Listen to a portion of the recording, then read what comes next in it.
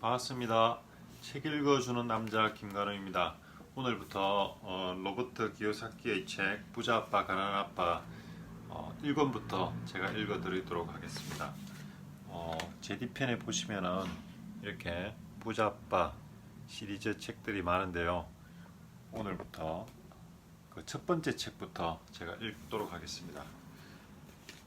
부자 아버지, 가난한 아버지. 나의 두 아버지는 내게 상반되는 견해를 가르쳐 주셨다.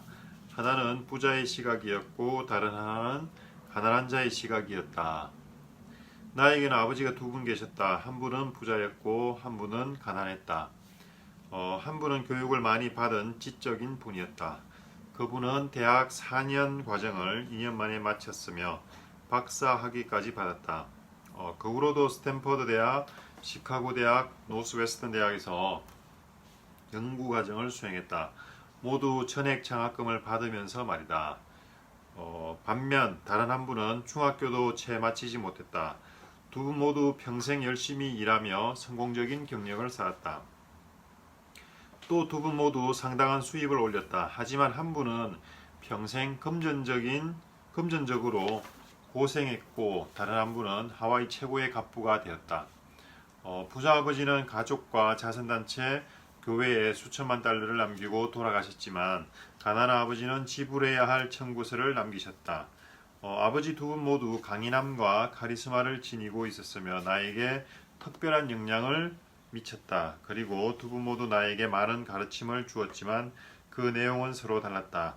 두 분 모두 교육의 중요성을 굳건히 믿었지만 동일한 교육과정을 권유하지는 않았다. 만약 아버지가 한 분만 계셨다면 나는 그분의 가르침을 받아들이거나 거부하거나 둘 중 하나였을 것이다. 하지만 두 분의 아버지를 둔 덕분에 나는 서로 상반되는 견해 중 한 가지를 택할 수 있었다. 부자의 견해와 가난한 자의 견해 중에서 나는 어느 한 분의 견해나 시각을 일방적으로 받아들이거나 거부하는 대신에 스스로 더 많이 생각하고 양쪽을 비교한 후 나 자신을 위한 결정을 내렸다. 문제는 부자 아버지는 아직 부자가 아니었고 가난한 아버지도 아직 가난하지 않았다는 것이었다. 두 분 모두 막 사회생활을 시작한 터였으며 돈을 벌고 가족을 돌보기 위해 애쓰고 있었다. 그러나 돈에 관한 두 분의 시각은 전혀 달랐다. 예를 들어 한 분은 이렇게 말씀하시곤 했다. 돈을 사랑하는 것은 모든 악의 근원이다. 반면 다른 아버지는 이렇게 말씀하셨다. 돈이 부족하다는 것은 모든 악의 근원이다. 어린 시절 뚜렷한 주관을 가지고 내게 영향력을 행사하는 두 명의 아버지가 있다는 것은 감당하기 쉽지 않은 일이었다. 나는 말을 잘 듣는 착한 아들이 되고 싶었다. 그러나 두 아버지는 같은 말을 하지 않았다. 특히 돈에 관한 그분들의 시각은 너무도 달라서 나는 점점 더 호기심과 궁금증을 느끼지 않을 수 없었다. 그래서 오랜 시간 두 분의 말씀을 곰곰이 생각하기 시작했다. 나는 혼자 있을 때면 생각에 잠겨 이런 의문을 품곤 했다. 그분은 왜 그런 말을 했을까? 그러면서 다른 아버지의 말씀에 대해서도 같은 질문을 던졌다. 그냥 단순히 이렇게만 생각했다면 훨씬 더 쉬웠을 것이다. 그래, 그분의 말씀이 맞아. 나도 그 말에 동의해. 또는 이런 식으로 그저 거부할 수도 있었다. 뭘 모르고 하시는 소리지. 하지만 나는 두 분을 모두 사랑했기 때문에 고민을 할 수밖에 없었고 결국 나를 위한 선택을 내리지 않을 수 없었다. 스스로 선택을 하는 것이 한 가지 관점만 받아들이거나 거부하는 것보다 훨씬 가치가 있는 일임이 드러났다. 부자가 더 부자가 되고 가난한 사람이 더 가난해지고 중산층이 빚에 억눌리는 이유 중 하나는 돈이라는 문제를 학교가 아닌 가정에서 가르치기 때문이다. 사람들은 대부분 부모로부터 돈에 관한 문제를 배운다. 그렇다면 가난한 부모들은 돈에 대해 무엇을 가르칠 수 있을까? 그들은 이렇게 말할 뿐이다. 공부 열심히 해서 좋은 대학에 가거라. 이런 집의 자녀는 우수한 성적으로 졸업하고도 가난한 사람의 재정 계획과 사고방식을 갖게 될 수 있다. 배움은 아이가 어렸을 때 이루어진다. 슬프게도 학교에서는 돈을 가르치지 않는다. 학교는 학문적 혹은 전문적 지식만 강조하고 금융 지식은 등한시한다. 이렇다 보니 우수한 성적으로 졸업한 은행가, 의사 혹은 회계사가 평생 동안 금전적으로 공경을 겪을 수도 있다. 끔찍한 국가 부채의 상당 부분은 교육을 많이 받은 정치가와 행정가들이 돈에 대해 거의 혹은 전혀 모른 채 재정적 결정을 내리는데 기인한다. 요즘 나는 곧 수백만의 인구에게 재정 보조와 의료 지원이 필요하게 되면 어떤 일이 벌어질지 종종 걱정되곤 한다. 그들은 가족이나 정부에 의존해서 금전적 문제를 해결해야 할 것이다. 그런데 사회보장이나 건강보험 재정이 바닥나면 어떻게 될까? 돈에 대한 교육이 계속해서 부모들에게만 맡겨질 때 우리는 어떻게 생존할 수 있을까? 그들 대부분이 이미 가난하거나 앞으로 가난해질 사람들이라면 말이다. 강한 영향을 미치는 두 분의 아버지가 있었던 덕분에 나는 두 분 모두에게서 많은 것을 배울 수 있었다. 두 분의 각기 다른 가르침으로 인해 나는 많은 생각을 해야 했고 그런 와중에 개인의 삶에 미치는 사고의 영향과 힘에 대한 소중한 통찰력을 얻었다. 예를 들어 한 분은 습관적으로 이렇게 말씀하곤 했다. 그런 거 살 돈 없다. 다른 아버지는 그런 말을 입에 담지 못하게 했다. 대신 이렇게 자문하도록 시켰다. 내가 어떻게 하면 그런 걸 살 수 있을까? 하나는 단언이었고 다른 하나는 고민이었다. 곧 부자가 될 아버지는 그런 거 살 여유가 없다 라고 습관적으로 말할 때 우리의 사고는 멈추게 된다고 설명했다.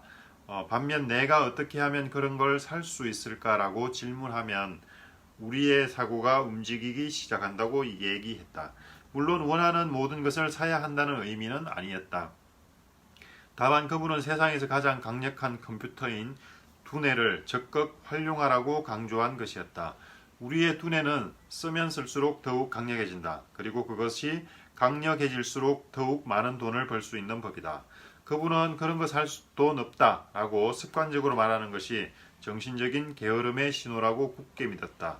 두 아버지 모두 열심히 일했지만 한 아버지는 돈에 관해서라면 두뇌를 잠들게 만드는 경향이 있었고 다른 한 분은 적극적으로 활용하는 습성이 있었다. 그것의 장기적 결과로 한 분은 경제적으로 점점 어려워졌고 다른 한 분은 점점 강해졌다. 이는 소파에 앉아 텔레비전이나 보는 사람과 정기적으로 운동을 하러 헬스장을 찾는 사람의 차이와 별반 다르지 않다. 적절한 육체적 운동이 건강을 향상시키듯이 적절한 정신적 운동은 재산 증식 가능성을 높여준다. 나의 두 아버지는 상반되는 태도를 견지했으며 그래서 사고방식도 달랐다. 한 분은 부자들이 더 많은 세금을 내서 불운한 사람들을 도와야 한다고 생각했다. 반면에 다른 아버지는 이렇게 얘기했다. 세금은 적극적으로 생산활동에 참여하는 사람들에게 벌을 주고 그렇지 않은 사람에게 상을 주는 제도이다. 한 아버지는 이렇게 충고했다. 공부 열심히 해서 좋은 직장을 구해야 한다. 다른 아버지는 이렇게 충고했다. 공부 열심히 해서 좋은 투자 대상을 찾아야 한다. 한 아버지는 이렇게 얘기했다. 내가 부자가 될 수 없는 이유는 너희들이 있기 때문이다. 다른 아버지는 이렇게 얘기했다. 내가 부자가 되어야 하는 이유는 너희들이 있기 때문이다. 한 분은 식탁에서 돈과 사업에 대해 얘기하는 것을 권장했지만 다른 한 분은 식사 시간에 돈을 화제로 삼는 것을 금했다. 한 분은 이렇게 얘기했다. 돈은 늘 안전하게 관리하고 리스크는 피하는 게 상책이다. 다른 한 분은 이렇게 얘기했다. 무엇보다 리스크를 관리하는 법을 배워라. 한 분은 이렇게 믿었다. 우리 집이 내게는 가장 큰 투자인 동시에 가장 큰 자산이다. 다른 한 분은 이렇게 믿었다. 우리 집이 부채이며 그것이 가장 큰 투자가 되면 공경에 처하게 된다. 두 아버지 모두 제때 청구서를 처리했다. 하지만 한 분은 그것을 가장 먼저 처리했고 다른 한 분은 그것을 가장 나중에 처리했다. 할아버지는 기업이나 정부가 우리를 돌보고 우리의 필요를 해결해 주어야 한다고 생각했다. 그분은 늘 봉급 인상, 은퇴 계획, 의료 혜택, 병가, 휴가 등 이런저런 보상에 신경을 쏟았다. 그분은 자신의 삼촌 2명이 20년의 군복무를 마치고 퇴직한 후 평생연금 혜택을 받은 것에 감명을 받았다. 그분은 군에서 퇴역 군인에게 제공하는 의료 혜택과 PX 특권을 아주 마음에 들어했다. 때로는 평생 고용 보장과 복리 후생을 직업 자체보다 더 중요한 것으로 여겼다. 그분은 종종 이렇게 얘기했다. 나는 정부를 위해 열심히 일했다. 그래서 이런 혜택을 받을 자격이 있지. 다른 아버지는 완전한 재정적 자립을 중시했다.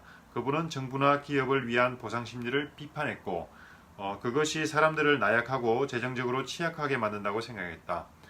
그분은 재정적 자립을 늘 강조했다. 한 아버지는 몇 푼이라도 아끼려고 노력했고 다른 아버지는 몇 푼이라도 투자할 곳을 찾았다. 한 아버지는 인상적인 이력서를 작성해 좋은 일자리를 얻는 방법을 내게 가르쳤다. 다른 아버지는 강력한 사업 및 재정계획을 세워 일자리를 창출하는 법을 내게 가르쳤다.